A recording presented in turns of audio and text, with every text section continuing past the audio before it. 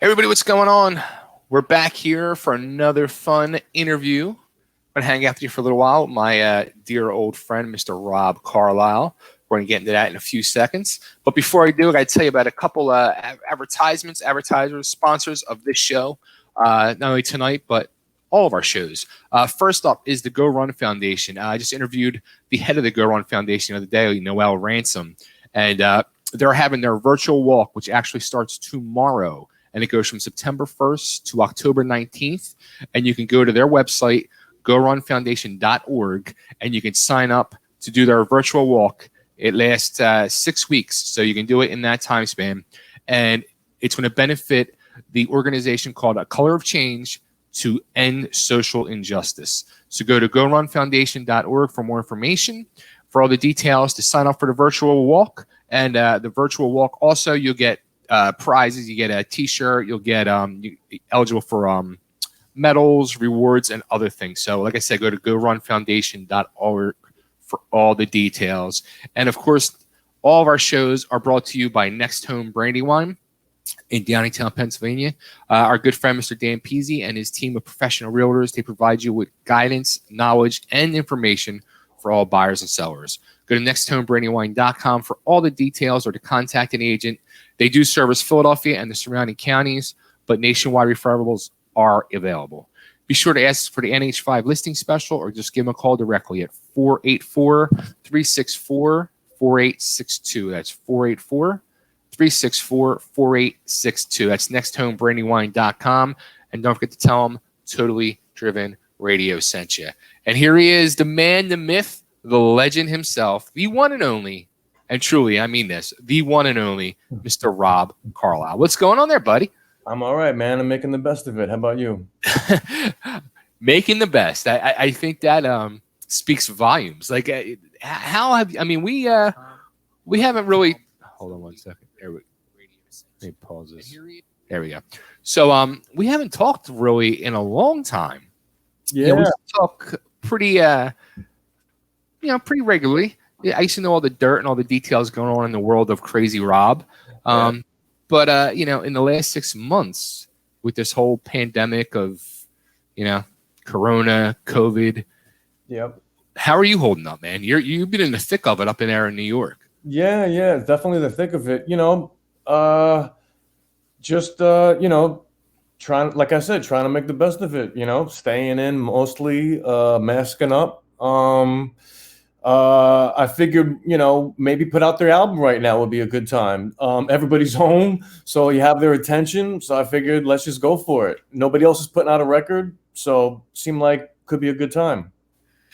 Yeah, and I mean, I guess this would say like you're kind of beating everybody to the punch, because I've been saying all along, like 2021, the end of 2020, there's going to be an explosion of new music, and I guess that the time is right since this music's been done. Yeah, it's been done I've been working on this album and a lot of other material for about, 5 years. This one it's been done, I guess a year. I finished it about a year ago. For one reason or another, it didn't seem like it was the right time to put it out. I actually started to form another band earlier this year. And then, that was right around February, March. And then the pandemic hit. And so that got put on hold, and I was like, "All right, let's put this album out." So wait a minute. So you were forming a whole nother band? Yeah. More of like a even bluesier and more rootsier version of the Compulsions. So we have our own material. We were going to cover the Compulsions and our own stuff, and then whatever kind of covers that we would maybe sort of do. But again, that got put on hold. So, I figured let's just put out the album, the Compulsions album. Sorry. So, all right. We're, now you're like really you're getting me amped up here, because we have a lot to talk about. Okay. So with this new, is this going to be like just a Rob Carlyle thing? Was this going to like? I put it together. I don't want to give away too many details, as you could probably imagine. But it's very Compulsions-y. Obviously, anything that I do is going to probably have that kind of sound or that kind of vibe. So it's not like a massive departure. but I would say it's a more rootsier version. So, you know, it wouldn't be, it's probably not going to get into any like punk territory or any like kind of, you know, semi-metal-esque territory. It'd definitely be like the rootsier aspect of what the Compulsions does. So what does that mean? Obviously the blues and a little bit of funk and the, you know, southern or country or whatever you want to call that kind of music, reggae, you know, but not the metallic aspect of what the Compulsions does and not the punk version. So a band that my hope was that it would be a band that could play out more than the Compulsions plays out, because as we know, the Compulsion doesn't play out that often. Right. So my goal was to make a band that could actually like do stuff. And then the pandemic hit and like nobody's doing nothing. So right. But yeah, and we have our own songs, our own material. I was going to put out an EP. That kind of was the goal. Was I was going to put out an EP by this new band and the Compulsions album at the same time, and then use this band to sort of promote the Compulsions album and our own stuff. So again, you know that expression, if you want to make God laugh, tell him your plans, right? So none of that really worked out. And so I figured, all right, so one thing at a time, let's put out the Compulsions album because it's done. And you know, start to do some publicity for that, you know, stuff like this podcast, and take it from there. All right, so let me ask this magical question. Did this other project, did they have a lineup? Because we know the Compulsions has been, you know, this all-star lineup of sorts that, you know, has left you for greener pastures, what shall we say? Yeah, you can look at it that way. Yeah, that was the goal, was that this band would be a more reliable, you know, lineup that I could count on to do shows, and just, you know, do stuff. So that was the name of that was the band. I'm not going to give away the name or who's in it or anything like that, but it's just another, you know, if you think the Compulsions is cool, then I think you would think this is cool too. Again, a more roots rock version of the Compulsions. So even though the Compulsions is very rootsy, but we would dive more into that category. So I know you're not going to give away names, but is there anybody in this other project that we know? What do you mean we? And what do you mean no? Some of the guys I've been affiliated with in the past, so that's all I can say. Interesting. Very interesting. This I can already see this conversation is going to remind me, but probably maybe even not as good as the day that we got to spend when you came down and played a show for me in Philly. Because I think I said this before on air.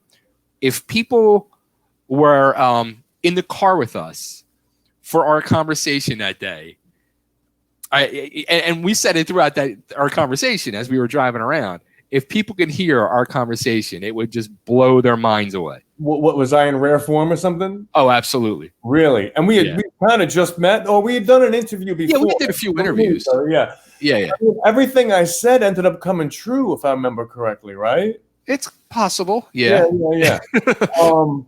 I don't remember the exact conversation because I was probably talking a mile a minute, as I can sometimes do. But if you say it's true, then I'm sure it's true. Yeah. Let's just put it this way. It was way before the actual Guns N' Roses reunion happened, and there was a lot of Guns N' Roses talk in our conversation, and yeah. Oh, okay. I don't remember what it was. Yeah, interesting. So, all right. So, oh boy, where do we start? So, actually, again, like since something you did from the shows. I kind of lost you there for a minute. I don't know what you said. You went over to Europe and did some shows last year. Oh yeah. The past couple of years, I've gone over there a couple of times. My friend Daryl Bath, who people might know, he was in a band called the Crybabies, and he does his own stuff. And we're musically very compatible, and actually on a human level, we're also very compatible. And his girlfriend actually put the whole thing together both times. And we went out there and we played a bunch of shows in England, Germany, and Sweden. Cool. Yeah. Now, It was fun. Yeah. how was that compared to, like East Coast crowds? Well, everybody always told me that, once you get to Europe, you're going to see that the crowds are more enthusiastic. And I have to say that it was, for the most part, true. Yeah, there was like, they kind of know their quote unquote rock and roll, history and folklore and all that kind of stuff. And so it was really cool to, play for those people and hang out with those people. And it was great. It was really awesome.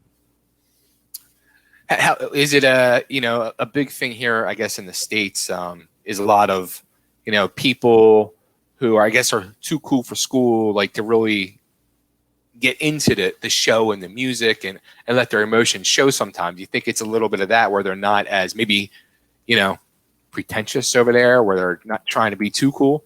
I have to say, I don't really have a problem with the American audiences. They've always been really cool, to me and with what I'm doing. But I just think like over there's more people, like the kind of music that I play, they more accepted.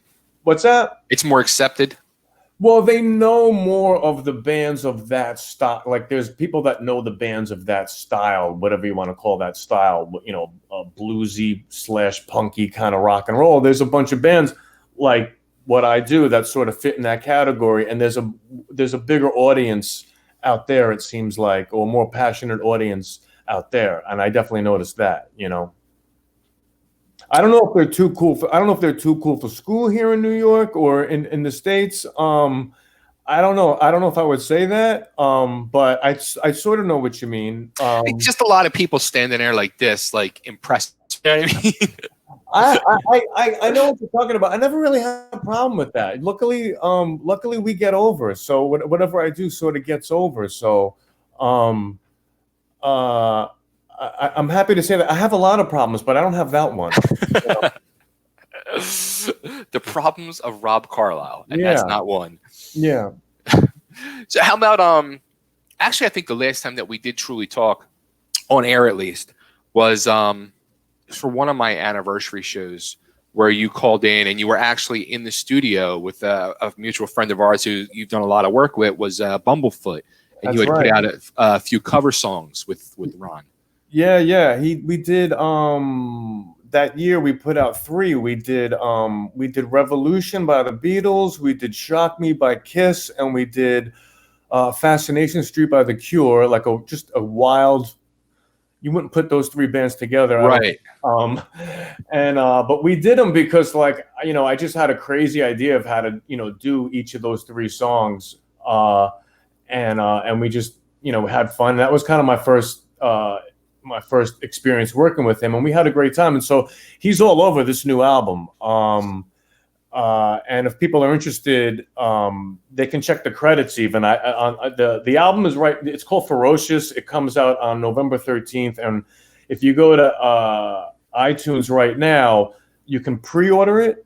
And you'll get, again, a couple of other covers. We do Dead Flowers by the Stones, and we do a Guns N' Roses song. We do Dust and Bones, but on each song you could see like the credits of all the players that are on each song. So I thought that was kind of cool, Yeah, I want to get into the players list on this album too. But one thing that as you mentioned now with Ferocious, and I want to say this. Let me say this right off the bat about Ferocious. You actually sent me last summer before I moved here to Nashville. You had sent me like a preview of the album, and I heard it, and I was like, "Oh shit, okay."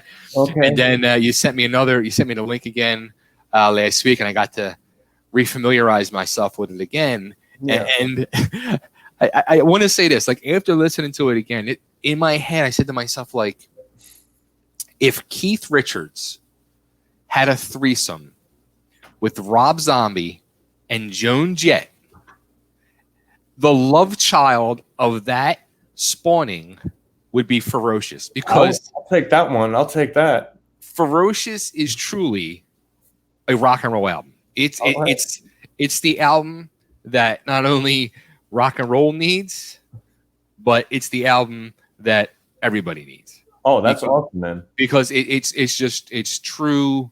It's blues, it's rock, it's metal, it's punk. It's a hodgepodge of it all that spits out Ferocious. That's awesome. Thank you so much. I'm glad you approve. You got my approval rating. All right, awesome. That was the goal.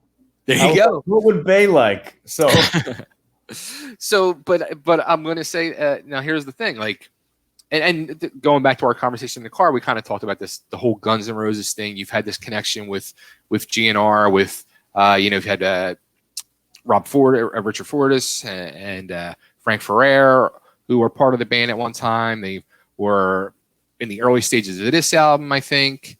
Ron Bumblefoot, who was a member of Guns N' Roses as well, has been part of your musical ferociousness as of late. And you have this whole Guns N' Roses like thing going on. And even with the album cover Ferocious, it kind of reminds me of your own version of if you were in Appetite of Destruction era Guns N' Roses, what your skull would look like. Oh boy. Okay. So you don't try to distance any Guns N' Roses.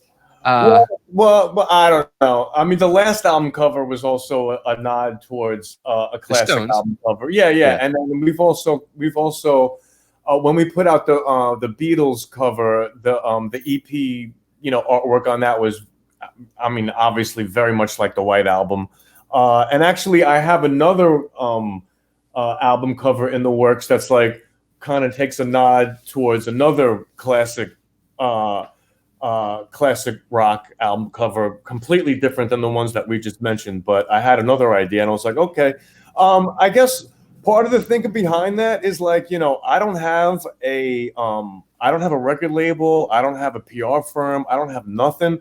So I just got to get your attention, as much as possible online, or I guess that's it, online. So what can you do? What can you do what can you put your own spin on? And I don't do this all the time, but once in a while, and I did it this time, and I did it the last time, and I don't know if I'm going to do it the next time. But what can you do to like just grab people's attention and make them press play on your stuff, and make a big bold statement that you kind of have to live up to, and so that's how that came about. I mean, it's cool. I mean, okay. I totally dig it. Okay, good. I mean, it works. I'm not saying it doesn't work, but I just just wanted to see, like, it's just there's a very good closeness of this whole Guns N' Roses thing, which I just saw too. Like, there was a statement put out there that supposedly Slash and Duff have heard your stuff and are fans of the Compulsions. I don't know if they're fans, but yeah, that's what I was told. That's what I was told when Frank Ferrer, who you mentioned, was first rehearsing with them. I was texting him and I was giving him like a hard time, and I said something like, make sure you rehearse my lineup real good for when we go on the road. And then he immediately fired back. He said, I played the Compulsions for them. They love the Compulsions. And I remember love was like in capital LOVE. So me, as being a wise ass all the time, my reply was something like, of course they love it. It sounds like they're already on it, So yeah, that's how that went down. So I don't know if they're fans. But I don't know if they remember him playing that, but that's what I was told at the time. I have no follow-up on that. So we could ask Frank. Nice. So now is Frank or Fortus or either one on this album at all, or? Fortus is not. Frank is on like half the album. Yeah. Okay. And then I don't work with those guys any longer. I don't even talk to those guys. Wow. So I got in another drummer who's an amazing New York area drummer, a guy named Brian Delaney, is on just about every other track. And he was in the Dolls, and he's worked with Melissa Etheridge a lot. And then there's one dude who's named Ethan Eubanks, and he's on one track, and he's an excellent drummer from around town as well. So there's different guys, on every track almost. But the goal is to make it seem like one, cohesive album. So you don't sit there thinking like, oh, this is a massive, even though it's weird because there are massive musical departures on the album, but I've always been, and I don't shy away from saying this, I've always been a fan of the Stones. I've always been a fan of Led Zeppelin, and you put on their albums and they just do so many different genres and styles and feels and on an album, and yet it all hangs together and it feels like it's the same band. So how do we do that? I have no idea, but luckily, because that's annoying too when you discover a new band and it's like one song is like they kind of throw you almost too much with the vibes that they put out. Do you know what I mean? Right. So you kind of want everything to sort of be in sort of the same wheelhouse, even sometimes from album to album. Like there's a connection between all the stuff. I mean, Chris Robinson actually had a great quote that I never forget that he said in an interview, and I kind of know what he means, referring to like everybody in rock and roll. He basically said, if you do it right, it's all like one big, long, giant song. You know what I mean? Right. If you do it right. So all my favorite bands, you could put them all back to back. And there's just a vibe that connects them all, and and I guess that vibe is rock and roll. I really don't know how else to explain it. Well, speaking of the rock and roll vibe, you mentioned it's funny, as soon as you said love was LOVE real big, right away I was like, I hear David Johansen singing in my head, and that was LUV. LUV. Well,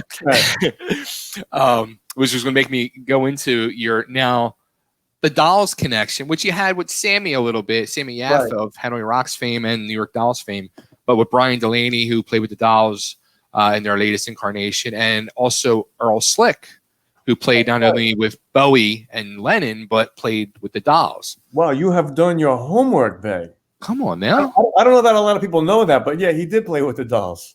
He took Steve Conti's place. Yeah, after Conti, there was a couple of guys. I think there was a Blondie guitar player in there for a minute too. Oh, okay. I don't know the order. And unfortunately, it seems like the Dolls are taking a break right now. I love them, but I think that Earl was the last guitar player that they went on the road with. I don't know if he's on an actual album or not. Conti did the two albums, the two reunion. Yeah. Okay. But no, Earl's phenomenal. I mean, if people are curious, they could go check out the Compulsions Instagram page, and I have a lot of behind the scenes footage of the making of the album, and you could see Earl working on some songs. And I mean, the guy is rock and roll royalty, and I sat this close to him, and I could tell you the reason why is because he's just incredible. Yeah, and he's pure rock and roll.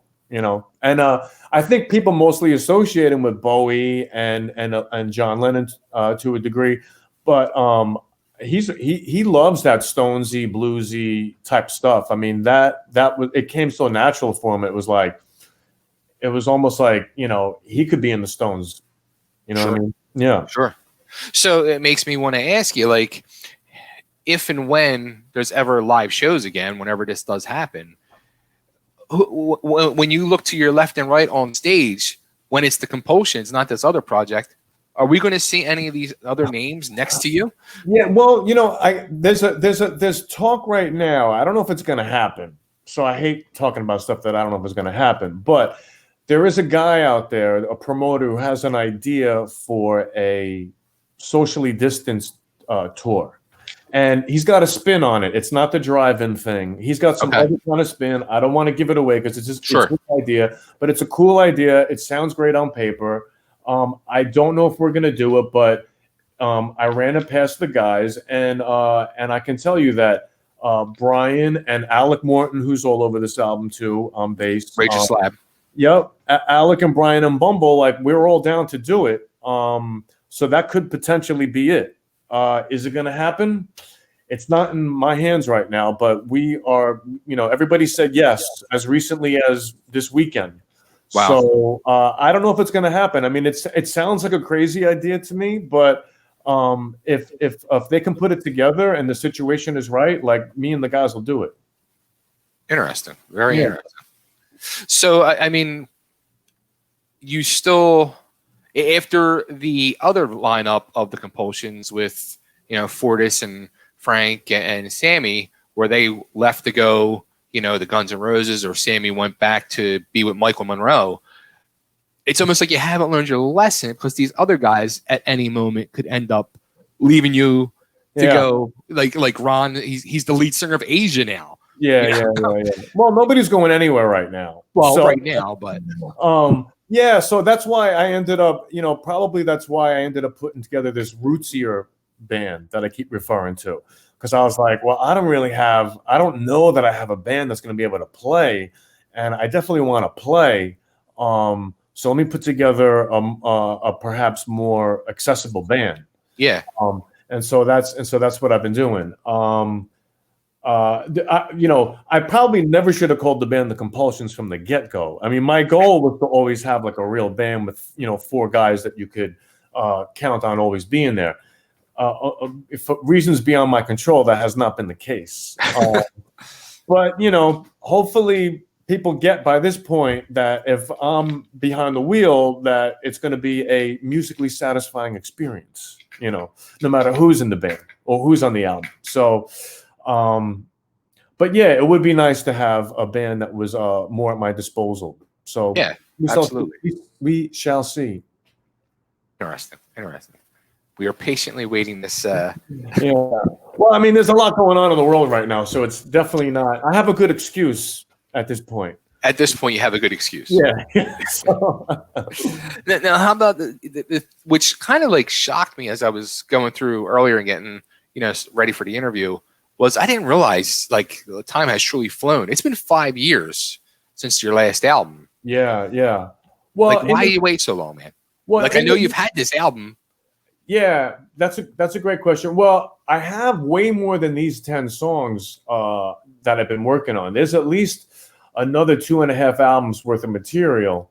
I just when that lineup dissolved, there's no way else for me to say it, but my heart was broken. Sure. I mean, those guys broke my heart. They hate me or whatever.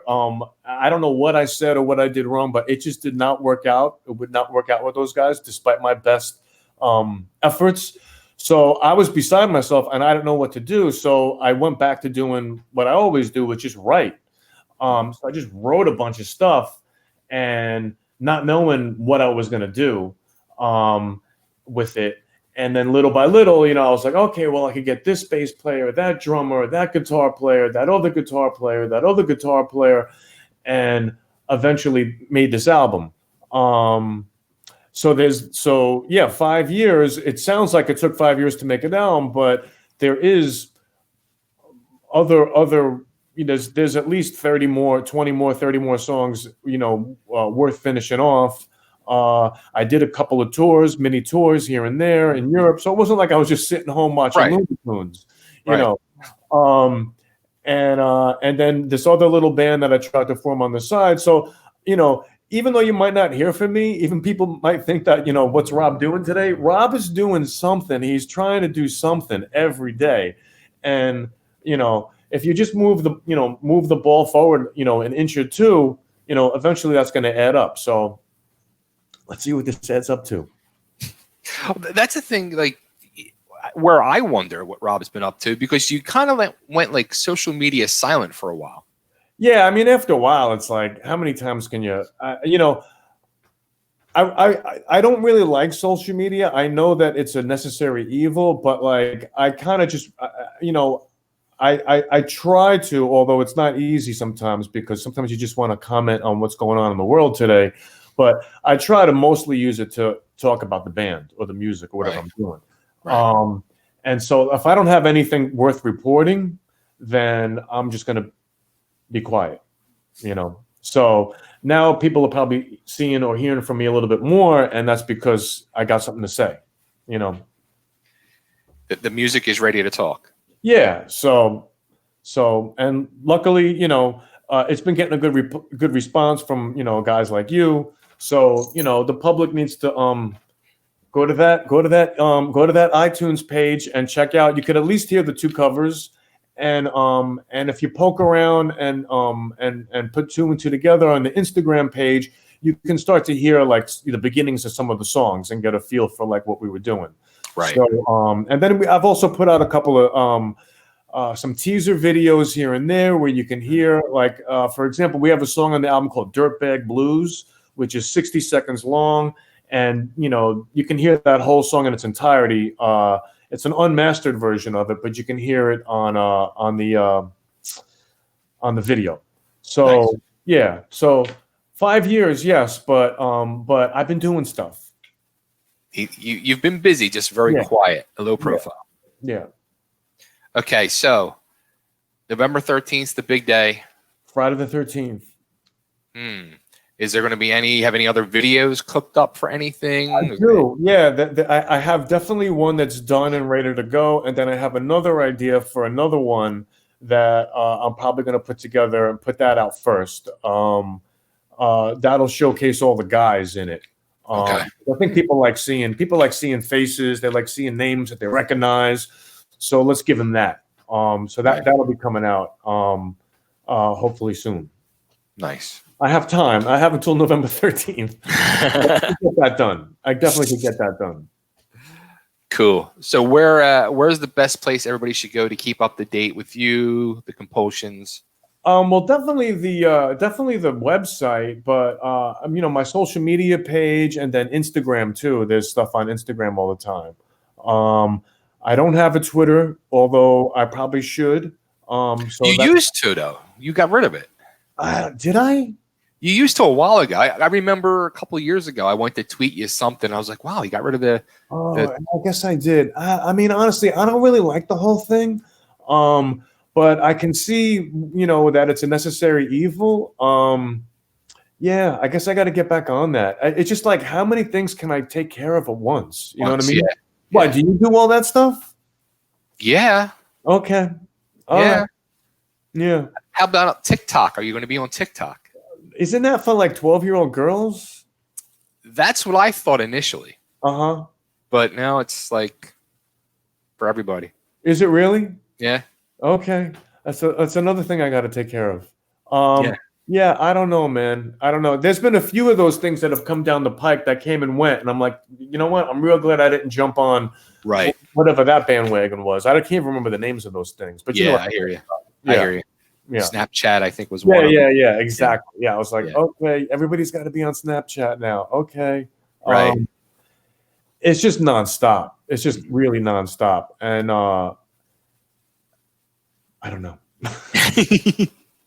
Yeah, like how are you supposed to maintain all the socials, do your own PR work, and promote and do interviews, and on top of all that, then you have to actually write and record and perform the music as well. Yeah, that's a great question. I don't know, and not to mention get into all the trouble in your real life that then you write songs about. You know what I'm saying? So you got to do all that stuff, I guess. Interesting. Is anybody doing it? I don't know if anybody is successfully doing it. You know what I mean? I don't know. We're all successful in our own mind. Exactly. Yeah. Exactly. I don't know if anybody at the independent level is really nailing all the different things they need to nail. For me, if the songs aren't there, man, if the playing isn't there, then I don't give a fuck what TikTok bullshit, Twitter followers you got, your fake fucking Spotify plays today. All that shit's just all fake, inflated bullshit. At the end of the day, if you don't got the songs, you ain't got nothing. It's true. It's absolutely true. There's a lot of people out there that have all the numbers, and then you press play on the shit, and it ain't shit. So eventually all this stuff is going to go away and will be replaced by something else, and you'll have wasted all your time doing that stuff. But meanwhile, what's going to go down in the history books is the songs. And at that point, 8 tracks will be back. Exactly. Yeah, we can only hope. We can only hope. One other question I wanted to ask you too, since you are in New York, I think I saw, I guess last week it was going around. Supposedly there's like, I don't know if it was the mayor or governor, whoever, like there's going to be no live ticketed events or something like that in New York. Like, Yeah. That's the other thing too. I should add. I have another thing that I'm doing on September 18th. I'm playing a show at a place called Marshall Stack, and I'm probably gonna have a special guest with me. But the deal is, it's crazy. It's like it's socially distanced, so you literally play in the window of the place while people sit outside, and there's got to be a certain amount of feet away, and you're not allowed to advertise the show, and you're not allowed to actually draw that many people either. So it's like, it's kind of bizarre. The music has got to be quote unquote incidental, supposedly. So I'm not advertising this, but I am telling people that on September 18th, I'll be at Marshall Stack playing. I should have a special guest or two with me, and like you said, you're not allowed to promote it, you're not allowed to advertise it, you're not allowed to sell tickets to it. So I'm just doing that to keep the creative juices flowing and have some fun. Interesting. You're right. What you just said is true. Crazy times, man. Crazy freaking times. Yeah. So you know what you need to do? I was thinking about this earlier. I was thinking I was going to ask you this like earlier today. So you come back on here. We do this again when the album is officially released, and bring your acoustic with you and do a song for us. Do a song on online. Yeah, why not? Let's do that. Man. Yeah. I had Donnie V from Enough's Enough did a song for me. Oh, did he? Oh, yeah. Cool. It came out really good too. Yeah. Did he? Okay, cool. I'll check that out for some inspiration. That's great. Yeah, man. Yeah. Cool.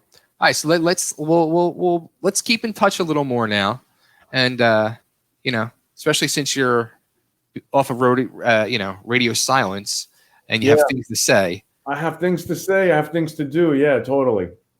So let's set that up for November when you come back, and we'll talk more Ferocious as the world can finally hear it, not just me. Yeah, totally. I appreciate that. We're gonna do that. Awesome. Rob, always a pleasure, man. Always a lot of fun talking to you. Yeah. Thank you. And don't be a stranger. No. Yeah, I'm gonna follow up right after this.